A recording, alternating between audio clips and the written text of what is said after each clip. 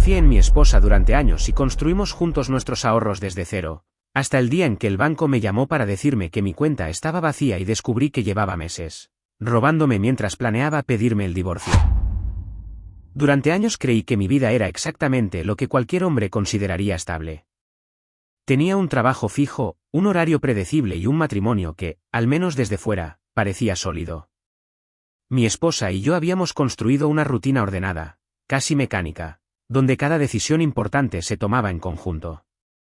Compartíamos cuentas, gastos, metas y hasta pequeños sueños financieros que planeábamos cumplir en el futuro. No había secretos, o al menos eso pensaba yo. La confianza era absoluta, al punto de que jamás revisé un estado de cuenta sin que ella estuviera presente. Para mí, el dinero no era un tema de vigilancia, sino de cooperación. Creía que cuando dos personas construyen algo juntas, no existe la necesidad de desconfiar. Ese fue el error más grande que cometí. Nuestra vida financiera había comenzado desde abajo. Cuando nos casamos, apenas teníamos lo suficiente para pagar renta y cubrir gastos básicos. Recuerdo noches enteras calculando presupuestos en hojas de papel, decidiendo qué sacrificar para poder ahorrar unos cuantos pesos más. Ella siempre decía que el dinero no era lo importante, que lo verdaderamente valioso era el esfuerzo compartido. Esa frase se convirtió en una especie de mantra entre nosotros. Con el paso de los años, empezamos a ver resultados. Cambiamos de casa, abrimos una cuenta de inversión y comenzamos a planear metas más ambiciosas, como comprar una propiedad o iniciar un negocio propio. Yo estaba convencido de que ese progreso era una prueba de que nuestra relación funcionaba. Nunca fui un hombre obsesivo con el control financiero. De hecho, confiaba tanto en ella que muchas veces era quien administraba pagos, transferencias y movimientos bancarios. Lo hacía con una eficiencia que me daba tranquilidad. Siempre tenía respuestas rápidas cuando preguntaba por algún gasto o movimiento. Yo lo interpretaba como responsabilidad y compromiso. Jamás consideré la posibilidad de que esa misma organización pudiera ser utilizada para ocultar algo.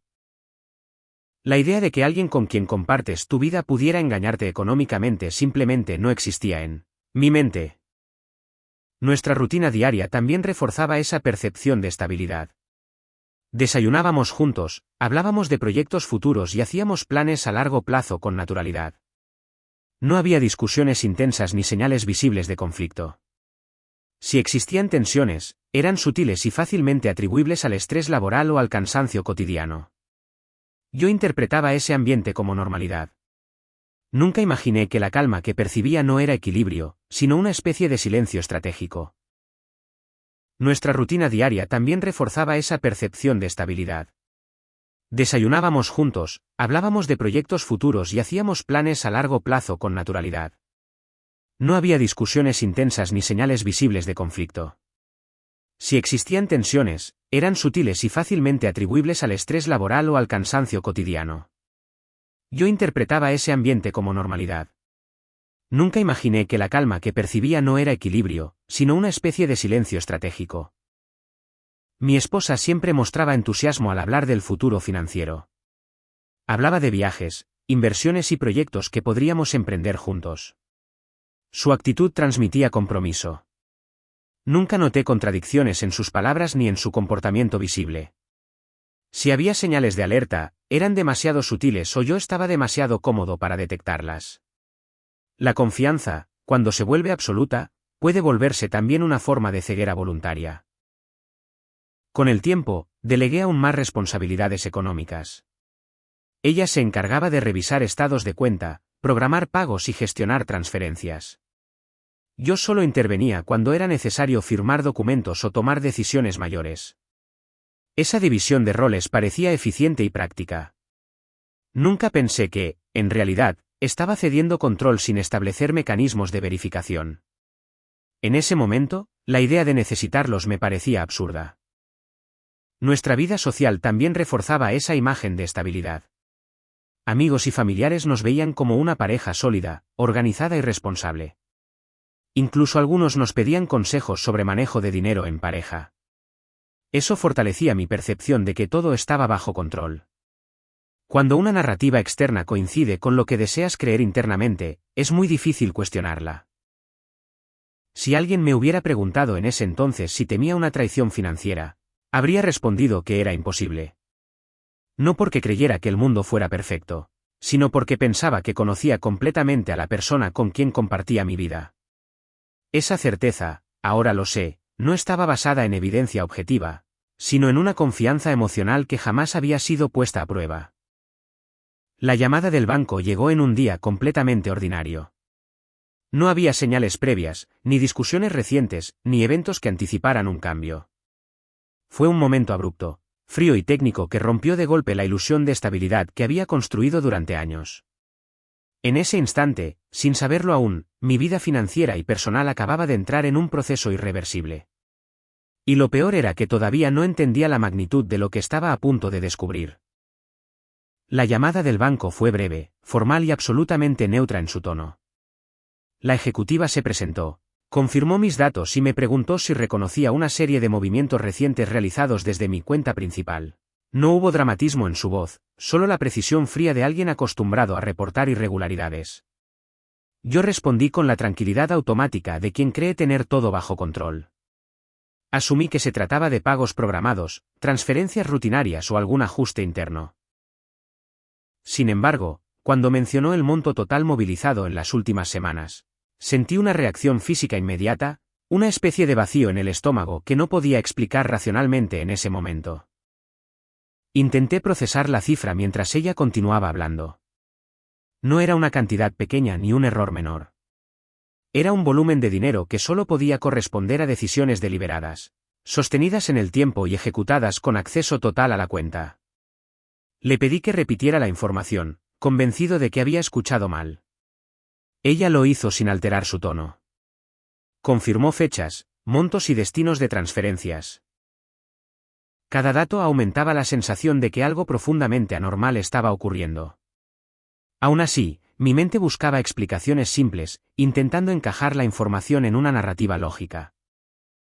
Mi primera reacción fue pensar que se trataba de un error administrativo. No era una hipótesis descabellada. Los bancos cometen fallos, los sistemas registran movimientos duplicados y las cuentas conjuntas pueden generar confusión. Le pregunté directamente si existía la posibilidad de una falla técnica. La respuesta fue clara: todos los movimientos habían sido autorizados mediante credenciales válidas y desde dispositivos reconocidos. Esa afirmación eliminó de inmediato la hipótesis de un error externo. Significaba que alguien con acceso legítimo había ejecutado cada transferencia. Sentí una necesidad urgente de verificar la información por mí mismo. Abrí la aplicación bancaria mientras aún estaba en la llamada. La pantalla cargó lentamente, como si el sistema necesitara tiempo adicional para mostrar una realidad que yo no estaba preparado para ver. Cuando finalmente apareció el saldo, tardé unos segundos en comprender lo que significaba. La cifra era mucho menor de lo que recordaba. No era una reducción gradual ni un gasto puntual. Era una disminución estructural que evidenciaba una serie de retiros sistemáticos. Comencé a revisar el historial de movimientos con atención. Cada línea representaba una transferencia hacia cuentas que no reconocía. Las fechas se distribuían de manera regular, casi metódica. No había picos abruptos ni operaciones aisladas. Era un patrón sostenido, diseñado para no generar alarmas inmediatas. Esa regularidad implicaba planificación. No se trataba de una decisión impulsiva ni de una emergencia financiera.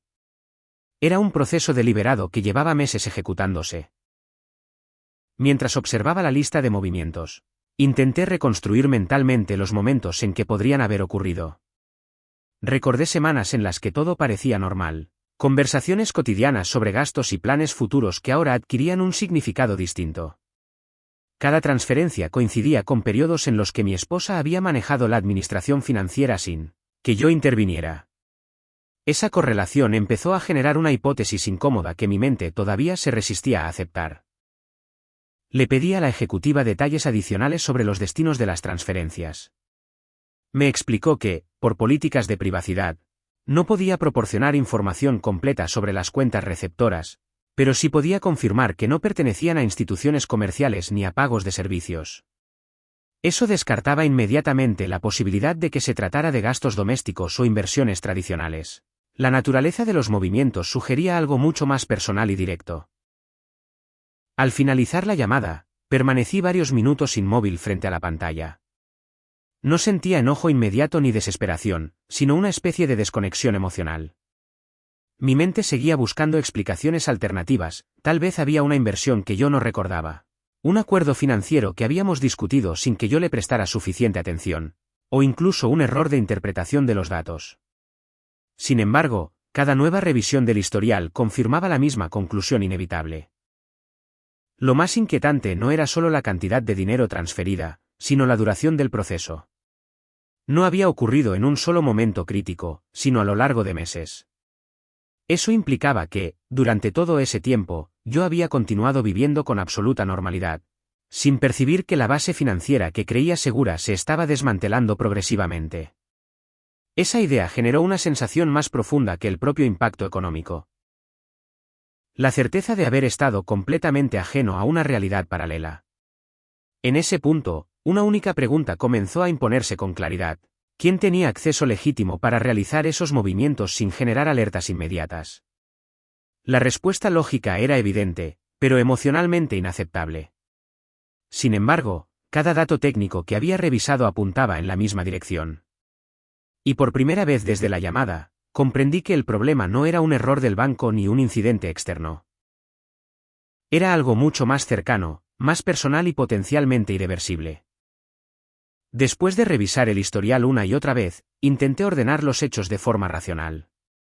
Sabía que reaccionar impulsivamente solo empeoraría la situación. Necesitaba claridad antes de confrontar a nadie.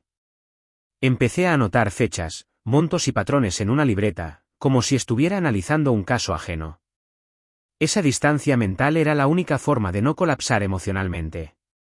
Cuanto más estructuraba la información, más evidente se volvía algo: las transferencias no eran aleatorias. Seguían una lógica temporal precisa, casi como si alguien hubiera diseñado un calendario silencioso para vaciar la cuenta sin generar sospechas inmediatas. Noté que muchas de las operaciones coincidían con días en los que yo había estado particularmente ocupado en el trabajo o fuera de casa. Eran momentos en los que mi atención estaba completamente enfocada en otras responsabilidades. Esa coincidencia no podía ser accidental. Implicaba que quien realizaba los movimientos no solo tenía acceso financiero, sino también conocimiento detallado de mi rutina diaria. Esa observación reducía aún más el número de posibles responsables. Decidí revisar también los correos electrónicos asociados a la cuenta bancaria. Encontré notificaciones automáticas de transferencias que nunca había leído con atención. Estaban archivadas entre cientos de mensajes promocionales y alertas menores. Esa acumulación había creado una especie de ruido informativo que facilitaba que las operaciones pasaran desapercibidas. Comprendí entonces que no solo había existido un acceso financiero, sino también una estrategia para diluir cualquier señal de alerta.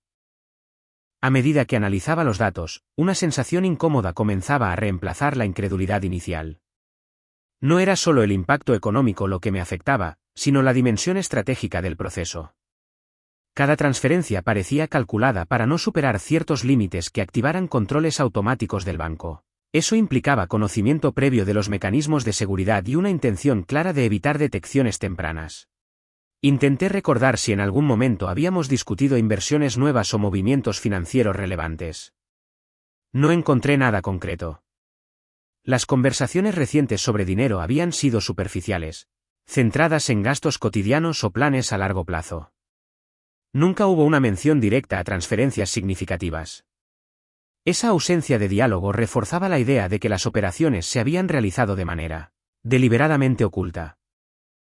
Decidí verificar también el acceso a los dispositivos registrados en la cuenta. El banco permitía consultar desde qué equipos se habían autorizado los movimientos.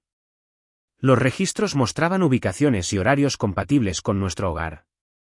No había señales de intrusión externa ni accesos desde lugares desconocidos. Esa confirmación eliminó definitivamente la posibilidad de un fraude tradicional. El origen del problema estaba dentro de mi propio entorno doméstico. Mientras procesaba esa información, empecé a experimentar una reacción emocional distinta. Ya no era solo sorpresa o confusión. Era una sensación gradual de traición, todavía difusa pero cada vez más difícil de ignorar.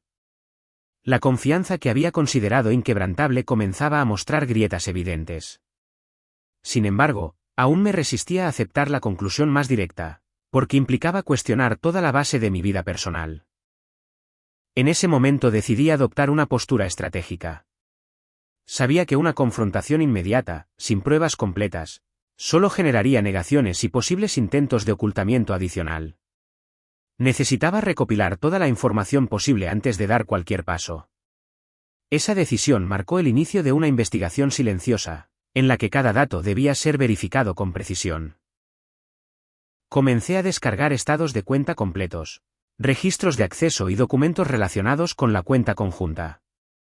Creé un archivo organizado por fechas y categorías. Cada documento confirmaba el mismo patrón, una transferencia constante, sostenida y ejecutada con acceso legítimo. No había irregularidades técnicas ni errores administrativos. Solo una serie de decisiones humanas repetidas en el tiempo. Al terminar de reunir esa primera evidencia, una realidad empezó a imponerse con claridad que ya no podía ignorar. Todas las rutas de análisis conducían a la misma conclusión lógica. La persona responsable tenía no solo acceso total, sino también la confianza absoluta necesaria para operar sin supervisión. Y esa combinación solo podía corresponder a alguien que había compartido conmigo cada aspecto de la vida financiera durante años. Durante los días siguientes mantuve una conducta completamente normal. No hice comentarios, no cambié rutinas y tampoco mostré señales de sospecha.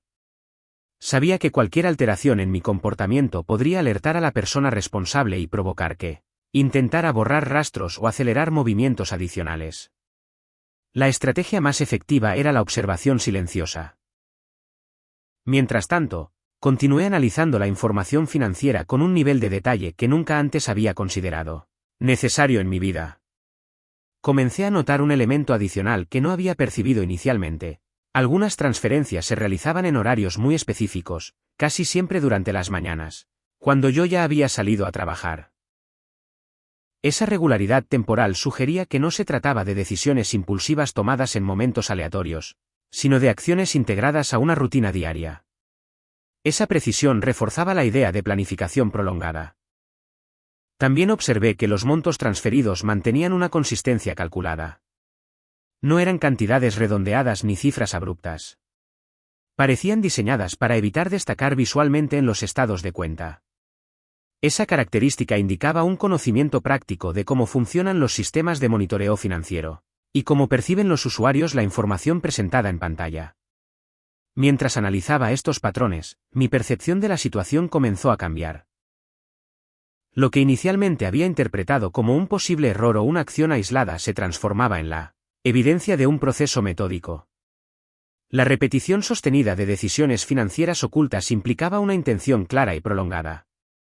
Ya no podía considerarse un incidente puntual ni una mala interpretación de datos. Intenté recordar cambios recientes en la conducta de mi esposa relacionados con el dinero. Hubo pequeñas señales que en su momento no parecieron relevantes: mayor interés en manejar los pagos, insistencia en revisar personalmente las notificaciones bancarias y comentarios ambiguos sobre la importancia de mantener privacidad financiera. En ese entonces los interpreté como muestras de responsabilidad. Ahora adquirían un significado completamente distinto. Decidí revisar también documentos físicos en casa, especialmente carpetas relacionadas con nuestras finanzas. Encontré recibos, contratos y papeles organizados con el mismo nivel de orden habitual. No había evidencia visible de irregularidades.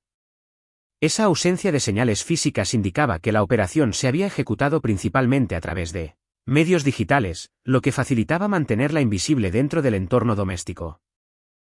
A medida que avanzaba en la investigación, experimenté un cambio emocional progresivo. La incredulidad inicial fue reemplazada por una sensación más fría y analítica. Empecé a pensar en términos estratégicos, evaluando posibles escenarios y consecuencias. Comprendí que el problema ya no era solo económico, sino también legal y personal. Cualquier decisión que tomara tendría implicaciones de largo plazo. En ese contexto, decidí consultar discretamente con un asesor financiero externo, sin mencionar detalles personales. Presenté la situación como un caso hipotético: una cuenta conjunta con transferencias no autorizadas por uno de los titulares. La respuesta fue directa: en términos legales, ambos titulares tienen capacidad de movimiento. Pero el uso indebido puede considerarse abuso financiero dependiendo de la intención y el contexto. Esa conversación confirmó que la situación no era simplemente un conflicto doméstico. Existía una dimensión jurídica potencial que debía ser evaluada cuidadosamente. Comprendí que actuar sin preparación podría dejarme en una posición vulnerable, tanto financiera como legalmente. Necesitaba recopilar pruebas suficientes antes de cualquier confrontación. Al finalizar esa fase inicial de análisis, la conclusión era inevitable. Lo que había comenzado como una sospecha técnica se había transformado en la evidencia de un proceso deliberado, sostenido y ejecutado desde el entorno más cercano a mí. La siguiente etapa ya no consistiría en entender qué estaba pasando, sino en decidir cómo y cuándo enfrentar una realidad que comenzaba a redefinir por completo mi percepción de confianza. Una vez que acepté internamente que ya no se trataba de una posibilidad remota, sino de una realidad concreta, entendí que debía cambiar completamente mi enfoque. Hasta ese momento había estado reaccionando como esposo, ahora necesitaba pensar como alguien que debía protegerse. La confianza emocional que había guiado mis decisiones durante años dejó de ser un factor útil. En su lugar, comenzó a imponerse una lógica más fría, orientada a la preservación de evidencia y al control de daños financieros futuros. Mi primera acción fue abrir una cuenta bancaria personal completamente independiente. Lo hice sin comentarlo con nadie, utilizando un banco distinto y configurando todas las notificaciones para que llegaran exclusivamente a un correo electrónico nuevo. No se trataba de una medida impulsiva, sino de un mecanismo preventivo. Necesitaba asegurar que, a partir de ese momento, cualquier ingreso económico estuviera fuera de la estructura financiera compartida. También modifiqué discretamente la forma en que recibía mis ingresos laborales. Solicité que parte de mi salario fuera depositado en la nueva cuenta personal. La justificación formal que di en la empresa fue simple: reorganización financiera. Esa decisión no afectaba inmediatamente la cuenta conjunta, pero comenzaba a limitar su exposición futura. Era una estrategia de contención gradual. Mientras implementaba esas medidas, continué observando la actividad de la cuenta compartida. Noté que las transferencias seguían ocurriendo con la misma regularidad.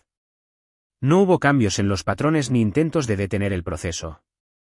Esa continuidad indicaba que la persona responsable no percibía ningún riesgo de ser descubierta. La operación seguía ejecutándose con la misma confianza que había tenido durante meses. Esa observación generó una reacción emocional compleja.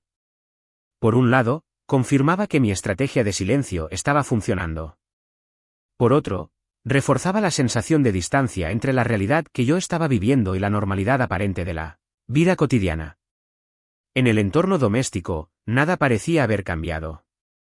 Las conversaciones diarias seguían siendo rutinarias, superficiales y aparentemente tranquilas. Comencé a prestar más atención a detalles conductuales que antes ignoraba. Observé que mi esposa dedicaba más tiempo a su teléfono cuando hablábamos de temas financieros. También noté una tendencia a cerrar rápidamente aplicaciones cuando yo me acercaba.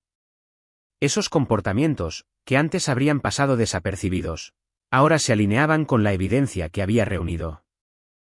Decidí entonces ampliar la investigación hacia el destino de los fondos. Aunque el banco no podía proporcionar información completa sobre las cuentas receptoras, sí existían formas indirectas de analizar los patrones. Identifiqué que varias transferencias se dirigían a los mismos números de cuenta repetidamente. Eso sugería una relación estable y no operaciones dispersas. Esa regularidad implicaba que el dinero no estaba siendo utilizado para gastos inmediatos, sino probablemente acumulado o transferido dentro de un sistema financiero paralelo. La posibilidad de que existiera una planificación a largo plazo se volvió cada vez más evidente. Ya no se trataba solo de retirar recursos, sino de reorganizarlos en otro entorno fuera de mi conocimiento. En ese punto, comprendí que la dimensión del problema era mayor de lo que había imaginado inicialmente. No era una serie de decisiones impulsivas ni una crisis momentánea. Era un proceso estructurado, sostenido en el tiempo y ejecutado con una claridad estratégica que indicaba preparación previa. Esa conclusión generó una mezcla de frustración y determinación. Al finalizar esa fase, tenía dos certezas fundamentales. La primera era que el vaciamiento de la cuenta no se detendría por sí solo. La segunda, que cualquier confrontación prematura podría poner en riesgo la posibilidad de recuperar parte de los recursos o de documentar completamente lo ocurrido. La siguiente etapa requeriría un paso más complejo, confirmar no solo cómo se estaba ejecutando el proceso, sino también por qué y con qué objetivo final. La fase siguiente de mi análisis ya no consistía solo en registrar movimientos financieros, sino en entender la lógica completa del proceso. Había acumulado suficiente evidencia para confirmar que el vaciamiento de la cuenta no era accidental ni temporal. Sin embargo, aún faltaba un elemento clave, el propósito final. Saber por qué se estaba realizando ese traslado sistemático de recursos era fundamental para anticipar el siguiente paso de quien lo ejecutaba. Decidí revisar el historial financiero completo de los últimos 2 años, no solo de los meses recientes. Al ampliar la línea temporal, detecté que las transferencias no habían comenzado de manera abrupta. Existía una fase inicial de movimientos pequeños, casi insignificantes, que se habían incrementado gradualmente con el tiempo. Ese patrón progresivo indicaba una estrategia diseñada para adaptarse sin generar cambios visibles en el balance general. Esa evolución gradual revelaba una planificación a largo plazo. No era una reacción a una crisis repentina ni a una emergencia económica. Era un proceso que se había iniciado cuando nuestra situación financiera era estable y había continuado incluso durante periodos de ingresos normales. Esa constatación eliminaba la posibilidad de que se tratara de una medida temporal motivada por necesidad urgente. Mientras analizaba esa progresión, comencé a observar otro detalle significativo. Algunas transferencias coincidían con momentos específicos de nuestra vida personal, como periodos en los que habíamos discutido decisiones importantes o cambios laborales. Esa correlación temporal sugería que el proceso financiero estaba vinculado también a una planificación personal más amplia, no solo económica. Para confirmar esa hipótesis, decidí revisar documentos legales relacionados con nuestra relación patrimonial. Consulté contratos, acuerdos y registros de bienes compartidos. No encontré modificaciones formales recientes que justificaran una reorganización financiera tan extensa. Esa ausencia reforzaba la conclusión de que el proceso se estaba ejecutando fuera de cualquier marco transparente. En paralelo, comencé a notar cambios conductuales más sutiles en el entorno doméstico. Mi esposa mostraba una actitud aparentemente normal, pero con un aumento leve en su independencia financiera. Hablaba ocasionalmente de proyectos personales, mencionaba la importancia de la autonomía económica y hacía comentarios sobre la necesidad de asegurar el futuro individual. En otro contexto, esas afirmaciones habrían sido interpretadas como reflexiones comunes. Ahora adquirían un significado distinto. También identifiqué que había reducido progresivamente su participación en conversaciones sobre metas financieras conjuntas. Ya no mostraba el mismo interés en planes a largo plazo que antes compartíamos. Esa disminución en la planificación conjunta coincidía temporalmente con el incremento de las transferencias. El paralelismo entre ambos procesos era demasiado consistente para considerarlo casual. A medida que reunía estos elementos, la imagen general comenzaba a definirse con claridad. El vaciamiento de la cuenta no era solo un proceso económico, sino parte de una reconfiguración personal más amplia. Todo indicaba que existía una preparación previa para una separación financiera estructural, ejecutada de manera silenciosa y progresiva. Esa conclusión generó una reacción emocional distinta a las anteriores. Ya no era solo sorpresa o indignación. Era una comprensión fría de que el problema había trascendido el ámbito económico. El dinero transferido representaba no solo recursos materiales, sino también el reflejo de una ruptura de confianza planificada durante un periodo prolongado. Al terminar de integrar toda esa información, la pregunta central dejó de ser quién estaba ejecutando los movimientos o cómo se realizaban. Esas respuestas ya eran evidentes. La verdadera incógnita ahora era el momento en que el proceso alcanzaría su punto final y se haría explícito. Y todo indicaba que ese desenlace no tardaría en llegar. Cuando salí de la estación esa noche, el aire frío me ayudó a bajar la adrenalina, pero no la tensión. Tenía el sobre en la mochila, con las copias de los estados de cuenta, los correos impresos y las capturas donde se veía claramente cómo Laura había transferido dinero de nuestras cuentas conjuntas a una empresa registrada a nombre de su hermano. No era un error, No era un préstamo temporal. Era un patrón.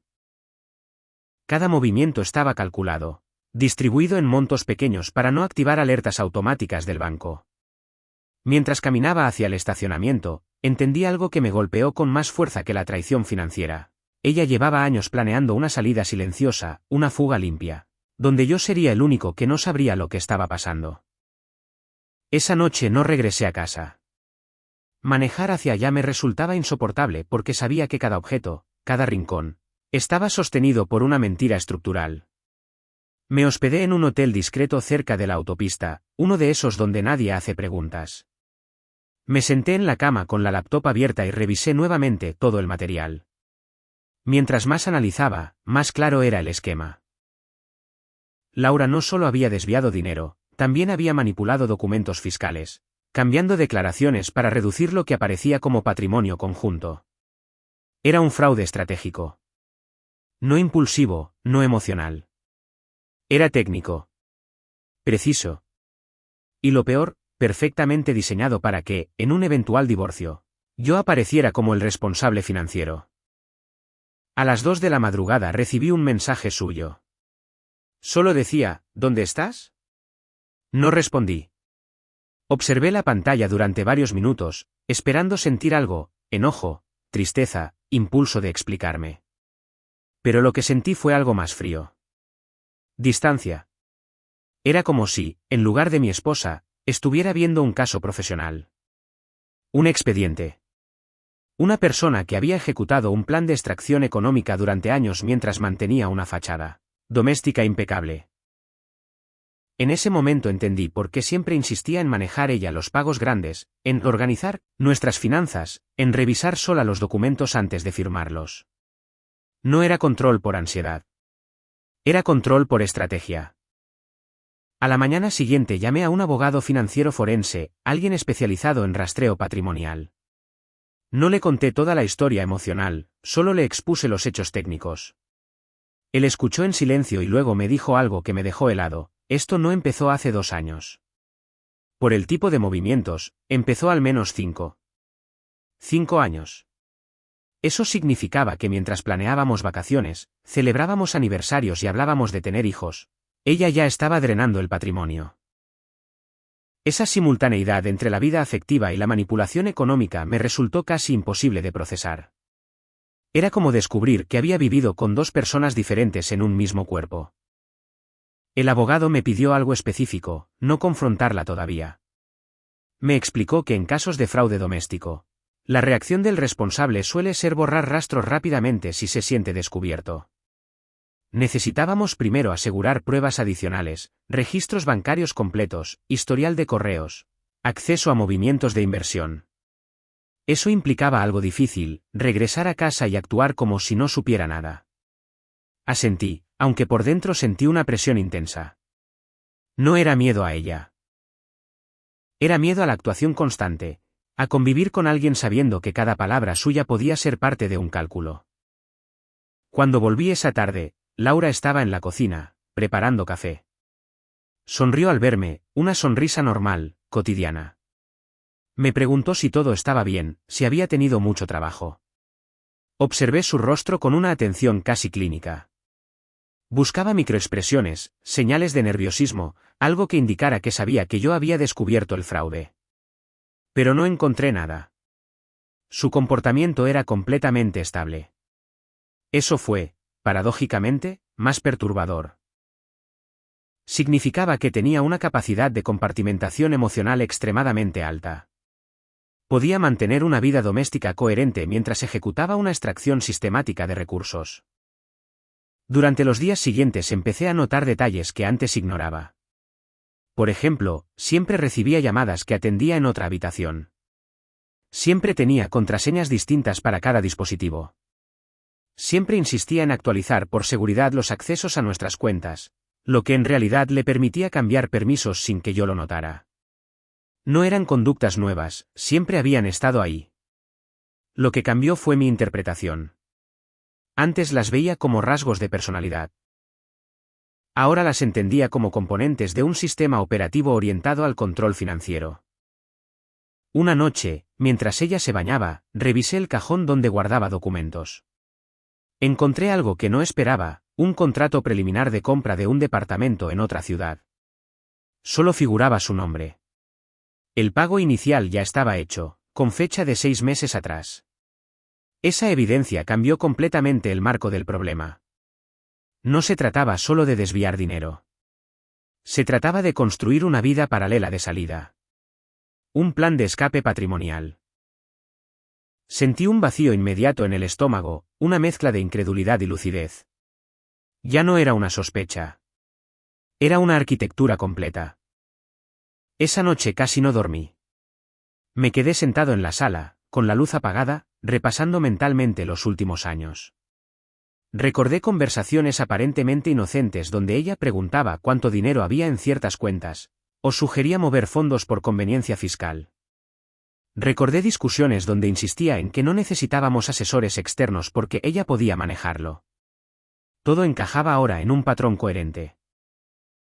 Lo que antes parecía eficiencia doméstica, ahora se revelaba como una estrategia prolongada de control y extracción. A la mañana siguiente recibí el primer informe preliminar del abogado. El documento confirmaba que el total desviado superaba cualquier estimación inicial que yo había hecho. No eran solo transferencias a familiares. Había inversiones a su nombre en instrumentos financieros, seguros de vida ocultos y hasta participación en una pequeña empresa registrada en otro estado. Cuando terminé de leer, comprendí que ya no estaba enfrentando una crisis matrimonial. Estaba enfrentando una operación financiera estructurada ejecutada por la persona con la que había compartido mi vida durante una década. Y lo más inquietante era que, hasta ese momento, ella todavía no sabía que yo ya lo sabía todo. Después de leer el informe preliminar completo, mi percepción de la situación cambió de forma definitiva. Hasta ese momento, aunque las evidencias eran claras, todavía existía una parte de mí que interpretaba todo como una traición financiera dentro de un conflicto personal. Sin embargo, el documento no describía un desorden emocional ni decisiones impulsivas. Describía una estructura. Las transferencias, inversiones, seguros y compras patrimoniales no estaban dispersos. Formaban un sistema coordinado que había evolucionado durante años con una lógica clara: extraer recursos progresivamente mientras mantenía intacta la apariencia de una vida compartida. El informe incluía algo particularmente perturbador: un análisis cronológico que mostraba cómo cada movimiento financiero coincidía con etapas específicas de nuestra relación. Durante periodos de estabilidad emocional, las transferencias eran pequeñas y discretas. En momentos donde discutíamos sobre proyectos o decisiones importantes, los montos aumentaban ligeramente. No era casualidad. Era un patrón conductual financiero que indicaba que las decisiones económicas estaban vinculadas directamente a la evolución interna del matrimonio, como si cada etapa hubiera sido evaluada estratégicamente. Comprendí entonces que el problema no era solo que ella hubiera decidido irse. Era que llevaba años preparándose para hacerlo sin que yo tuviera ninguna posibilidad de reaccionar a tiempo. Esa planificación implicaba un nivel de cálculo emocional que resultaba difícil de procesar. Significaba que durante todo ese tiempo había convivido conmigo mientras ejecutaba, en paralelo, un proceso sistemático para asegurar su salida financiera completa. Esa noche, mientras ella hablaba conmigo en la sala sobre temas cotidianos, compras, horarios, asuntos laborales, experimenté por primera vez una sensación profunda de disociación. Escuchaba sus palabras, pero al mismo tiempo mi mente superponía la imagen del informe financiero. Cada frase normal que decía contrastaba violentamente con la realidad documentada. No era una discusión abierta, no era un conflicto visible. Era una coexistencia entre una narrativa doméstica y una operación silenciosa que había estado desarrollándose durante años sin interrupción. A la mañana siguiente decidí actuar con una precisión que jamás había tenido en mi vida personal. Ya no podía permitirme reaccionar desde la emoción. Cada paso debía responder a una lógica estratégica. Lo primero que hice fue crear un registro detallado de todos los activos conocidos, cuentas, inversiones, bienes y contratos. No se trataba solo de enumerarlos, sino de reconstruir su evolución histórica. Necesitaba entender no solo cuánto se había desviado, sino desde qué momento exacto el sistema comenzó a fragmentarse. Mientras trabajaba en ese inventario, comencé a notar una dimensión aún más inquietante. Algunas inversiones realizadas a su nombre habían sido financiadas parcialmente con recursos que provenían indirectamente de decisiones conjuntas. Por ejemplo, había fondos que originalmente se destinaron a proyectos comunes, pero que posteriormente fueron redirigidos mediante movimientos intermedios hacia estructuras financieras individuales. Esa técnica no era improvisada. Era un mecanismo de disociación patrimonial cuidadosamente diseñado. Esa constatación cambió completamente mi perspectiva legal. Ya no estaba frente a simples transferencias dentro de una cuenta compartida. Estaba frente a un proceso de reconstrucción patrimonial unilateral. Cada movimiento formaba parte de una arquitectura financiera paralela que se había desarrollado simultáneamente a la estructura oficial de nuestra economía familiar. Era, en términos técnicos, una duplicación progresiva del patrimonio, donde una parte visible se mantenía estable mientras otra se transfería silenciosamente fuera de mi alcance. Esa misma tarde recibí una llamada del abogado forense. Su tono fue más serio que en las conversaciones anteriores. Me explicó que el patrón detectado no solo indicaba planificación, sino también una intención clara de posicionamiento estratégico previo a una acción legal futura. En términos prácticos, significaba que la fase financiera estaba cerca de completarse. Cuando ese tipo de procesos alcanza cierto punto, el siguiente paso suele ser formalizar una ruptura jurídica, generalmente con la intención de presentar una narrativa donde el patrimonio conjunto aparente ser mucho menor al real. Esa explicación encajó de inmediato con la evidencia que ya tenía frente a mí. La reducción progresiva del saldo visible no era solo un efecto secundario del desvío. Era parte central del objetivo. Al disminuir artificialmente el patrimonio conjunto, cualquier escenario legal futuro se basaría en cifras incompletas. Esa comprensión produjo una reacción distinta a las anteriores. No fue enojo ni tristeza inmediata. Fue una sensación fría de claridad estratégica. Por primera vez, entendí que lo que estaba ocurriendo no era solo una traición personal, sino una operación diseñada para redefinir completamente el balance de poder económico entre nosotros. Esa misma noche, mientras ella dormía, permanecí sentado en la sala revisando nuevamente los documentos. No buscaba ya más pruebas, buscaba entender el punto exacto en el que la relación dejó de ser un proyecto compartido para convertirse en un escenario de planificación unilateral. La respuesta no estaba en una fecha específica, sino en un proceso gradual que yo nunca había percibido. Y en ese momento comprendí algo decisivo: el desenlace ya no dependía de descubrir más información. Dependía de elegir el momento exacto en que toda esa estructura oculta tendría que enfrentarse a la realidad. Después de terminar de integrar toda la información disponible, comprendí que la siguiente fase ya no consistía en seguir investigando, sino en anticipar el impacto real que tendría la situación cuando se hiciera explícita. Hasta ese momento, el proceso había permanecido en un plano silencioso, técnico y analítico. Sin embargo, era inevitable que en algún punto se trasladara al ámbito visible, donde las consecuencias dejarían de ser solo financieras para convertirse en una ruptura total del entorno personal y social que había definido mi vida durante años. Comencé a evaluar el estado real de mi situación económica. Aunque una parte significativa del patrimonio había sido desviada, todavía existían recursos que permanecían intactos, principalmente aquellos que yo había empezado a proteger recientemente. Esa constatación fue importante porque introdujo un elemento de estabilidad dentro de un escenario que, hasta entonces, parecía completamente descontrolado. No estaba frente a una destrucción absoluta, sino ante una pérdida parcial que aún podía gestionarse estratégicamente. Sin embargo, el impacto emocional de esa evaluación fue distinto. Al revisar cada activo, cada cuenta y cada inversión, no veía solo cifras o registros financieros. Veía la representación material de años de trabajo compartido, de decisiones tomadas en conjunto y de proyectos que habían sido concebidos como metas comunes. Esa dimensión simbólica convertía cada dato en un recordatorio constante de la fractura que se había producido. También comencé a considerar las implicaciones sociales del proceso. Una ruptura financiera de esa magnitud no ocurre en aislamiento. Tiene efectos en el entorno familiar, en las relaciones laborales y en la percepción externa de la situación. Sabía que, cuando el conflicto se hiciera visible, surgirían interpretaciones, versiones parciales y narrativas que podrían distorsionar la realidad de los hechos. Esa anticipación generaba una presión adicional que debía ser gestionada cuidadosamente. El abogado me explicó que, en este tipo de escenarios, uno de los riesgos más frecuentes es la construcción de una narrativa pública que desplace la responsabilidad. Cuando el responsable del desvío logra presentar la situación como un conflicto emocional o como una mala gestión compartida, la dimensión técnica del fraude puede quedar diluida en discusiones personales. Esa advertencia reforzó la importancia de mantener la evidencia organizada y preparada para su eventual presentación. Mientras tanto, la convivencia diaria continuaba con una normalidad que resultaba cada vez más difícil de sostener psicológicamente.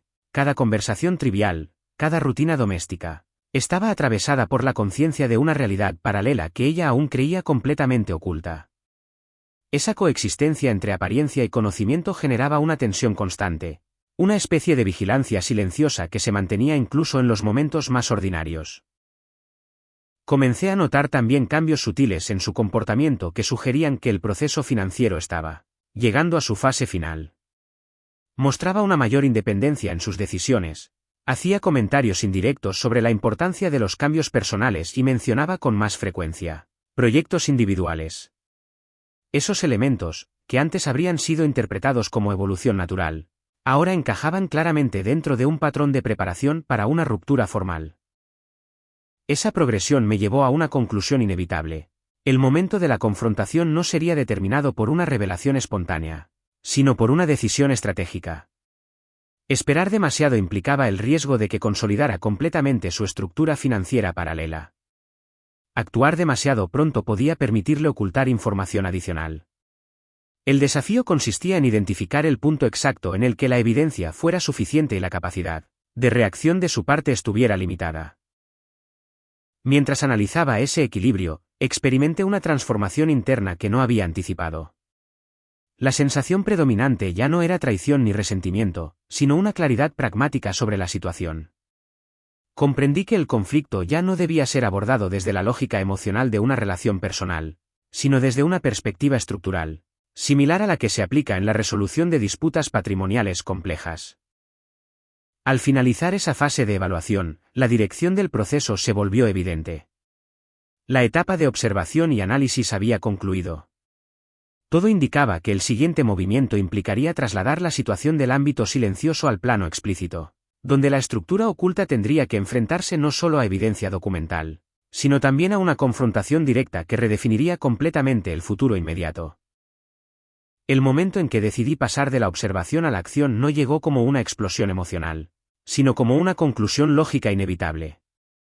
Después de semanas analizando datos, patrones y consecuencias posibles, entendí que prolongar el silencio solo beneficiaría la consolidación de la estructura financiera paralela.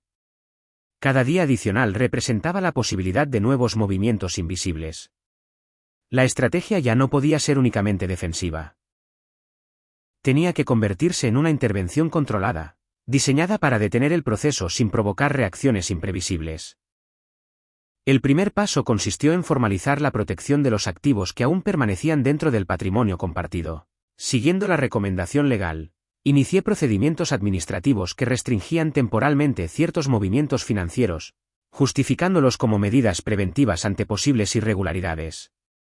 Esa acción no implicaba una acusación directa, pero creaba un marco institucional que limitaba la capacidad de transferencias adicionales sin autorización conjunta. Simultáneamente, el abogado comenzó a preparar una notificación legal preliminar. No se trataba todavía de una demanda formal, sino de un documento técnico que establecía la existencia de inconsistencias patrimoniales significativas.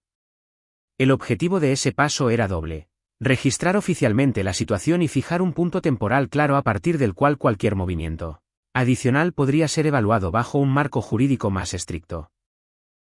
Mientras esos procesos avanzaban, mi vida cotidiana continuaba en una especie de suspensión emocional. La interacción diaria con ella se volvió cada vez más mecánica, limitada a temas funcionales y conversaciones superficiales. Cada gesto normal estaba atravesado por la conciencia de la realidad que pronto dejaría de ser invisible.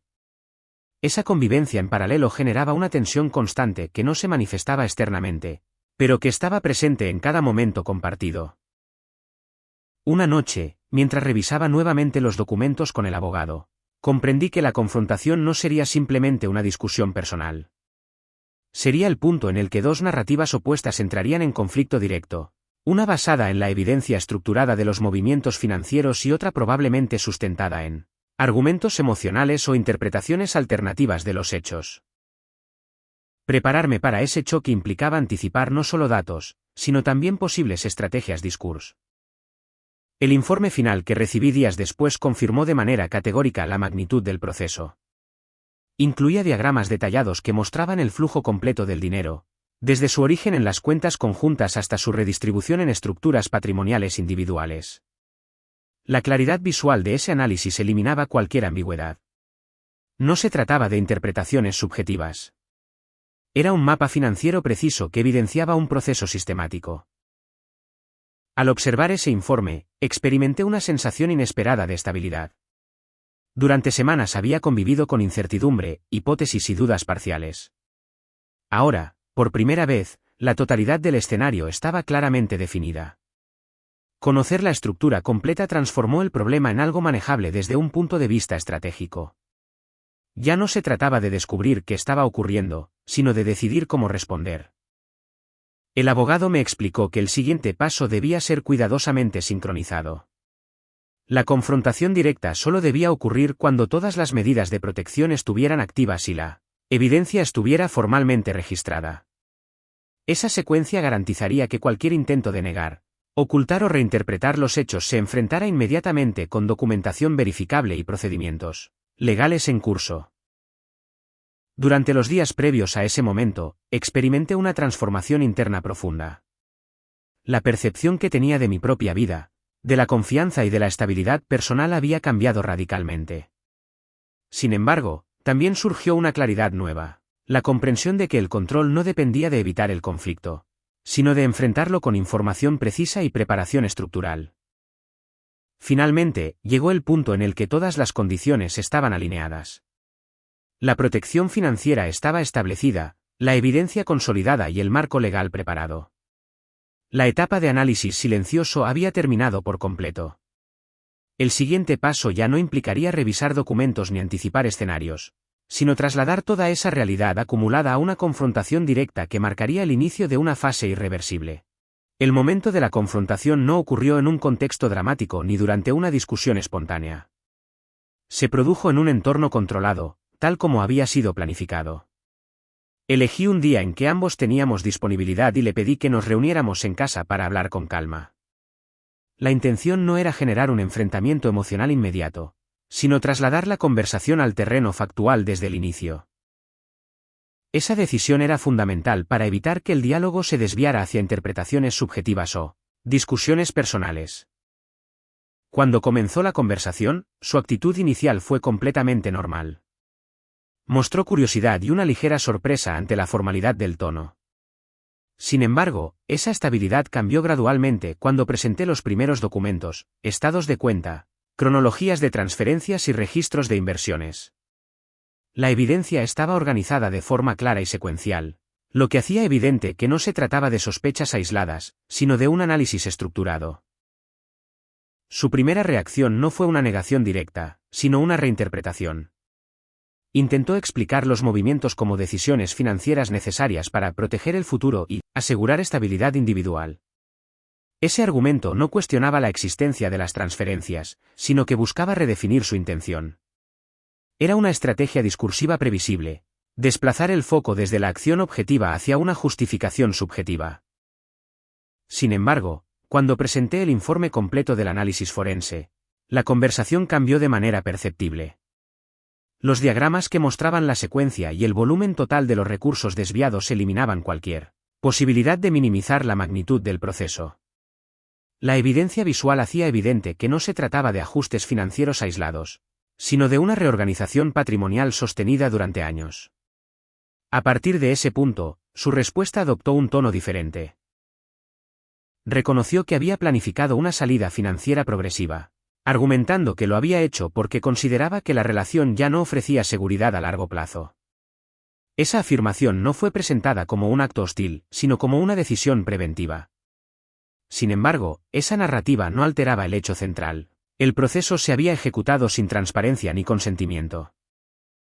Durante la conversación, Se hizo evidente que ambas partes estaban operando desde marcos completamente distintos. Para ella, las acciones representaban una forma de autoprotección individual. Para mí, constituían una ruptura sistemática de los acuerdos implícitos que habían sustentado la estructura económica compartida. Esa divergencia de perspectivas confirmaba que el conflicto no podía resolverse mediante negociación informal. Cuando mencioné las medidas legales ya iniciadas, la dinámica volvió a cambiar. La conciencia de que la situación había sido formalmente documentada introdujo un elemento de realidad institucional que superaba el ámbito personal. En ese momento, la conversación dejó de centrarse en explicaciones y comenzó a orientarse hacia las posibles consecuencias jurídicas y los escenarios futuros. Esa transición fue decisiva porque marcó el punto en el que el proceso dejó de ser una confrontación privada. A partir de ese instante, cualquier decisión posterior estaría mediada por procedimientos legales y estructuras formales. La dimensión emocional del conflicto quedaba subordinada a un marco técnico que definiría la resolución final. Al finalizar la conversación, no hubo un cierre emocional ni una reconciliación simbólica. Lo que existió fue una aceptación tácita de que la situación había cruzado un umbral irreversible. La relación, tal como había existido, ya no podía continuar bajo ninguna forma. El proceso entraba ahora en una fase donde las decisiones serían determinadas por procedimientos externos y no por acuerdos personales. Las semanas posteriores a la confrontación estuvieron marcadas por una transición progresiva desde el conflicto personal hacia un proceso completamente institucional. Una vez activados los mecanismos legales, cada interacción dejó de depender de conversaciones directas y comenzó a canalizarse a través de documentos, representantes y procedimientos formales. Esa transformación alteró profundamente la dinámica de la situación. Lo que durante años había sido una estructura doméstica basada en confianza implícita, ahora se convertía en un caso evaluado bajo criterios técnicos, financieros y jurídicos estrictos. El análisis final realizado por los especialistas permitió reconstruir con precisión la totalidad del flujo patrimonial. Se determinó no solo el volumen de recursos desviados, sino también la secuencia exacta de decisiones que habían permitido su redistribución progresiva. Esa reconstrucción detallada eliminó cualquier ambigüedad sobre la naturaleza del proceso. No se trataba de discrepancias interpretativas ni de errores administrativos, sino de una reorganización unilateral ejecutada durante un periodo prolongado. A medida que avanzaban las etapas legales, se estableció un marco claro para la redistribución de los activos restantes. Ese proceso no implicaba una restitución completa, ya que parte de los recursos ya se encontraba integrada en estructuras financieras externas. Sin embargo, permitió asegurar una compensación proporcional basada en la evidencia documentada. Desde una perspectiva técnica, el resultado representó una estabilización del escenario económico, evitan. Paralelamente, el impacto emocional del proceso comenzó a manifestarse de forma diferente. Durante las fases iniciales predominaban la sorpresa y la tensión constante. En esta etapa final, esas sensaciones fueron reemplazadas gradualmente por una percepción más distante y analítica de los hechos. La experiencia dejó de sentirse como un conflicto inmediato y comenzó a integrarse como un evento estructural, dentro de una trayectoria personal más amplia. También se produjo una redefinición completa de mi relación con la confianza y la gestión financiera. La experiencia evidenció la importancia de la transparencia formal, incluso dentro de estructuras personales que tradicionalmente se consideran basadas exclusivamente en vínculos afectivos. Esa comprensión no generó una actitud de desconfianza permanente, sino una perspectiva más realista sobre la necesidad de mecanismos de verificación y control compartido. En el ámbito social, el proceso generó interpretaciones diversas. Algunas personas interpretaron la situación como un conflicto personal inevitable dentro de una relación deteriorada. Otras comprendieron la dimensión técnica y estructural del problema al conocer los hechos documentados. Esa diversidad de percepciones confirmó que los conflictos patrimoniales complejos suelen ser interpretados de manera fragmentaria por el entorno externo. Con el tiempo, la intensidad inmediata del conflicto fue disminuyendo. Las interacciones se limitaron a aspectos estrictamente necesarios y finalmente se volvieron inexistentes. La separación patrimonial se consolidó como un hecho definitivo, cerrando un ciclo que había abarcado más de una década de vida compartida. Ese cierre no estuvo acompañado por reconciliaciones simbólicas ni por conclusiones emocionales dramáticas. Lo que quedó, En cambio, fue una comprensión profunda de la complejidad que puede alcanzar un proceso de reorganización patrimonial dentro de una relación personal.